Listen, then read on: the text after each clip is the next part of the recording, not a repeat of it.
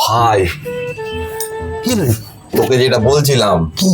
সেটা তো প্রায় ফাইনাল হওয়ার দিকে, রাত ভোর চ্যাট হ্যাঁ, একবারে, কথা তো বিয়ে পর্যন্ত এগিয়ে গেছে। কার সাথে রে ভাই?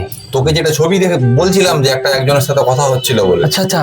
তো এবার তুই শুধু ভগবানের কাছে একটুখানি ভালো চা, যেন প্রোফাইলটা মেয়েরই বেড়ায়। হ্যাঁ, মানে যা যা ফেসবুকে ছেলেরা সব মেয়েদের নাম দিয়ে আইডি চালাচ্ছে, ছেলে বেরিয়ে গেলে।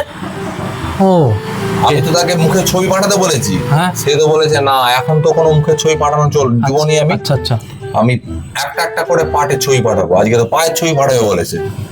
এরকম কেউ পাঠাবে? হ্যাঁ, তোকে আমি দেখাবো পায়ের ছবিটা। তাই কি? এই তো মেসেজ এই তো দেখ, এই দেখ পায়ের ছবি পাঠিয়েছি, এই দেখ।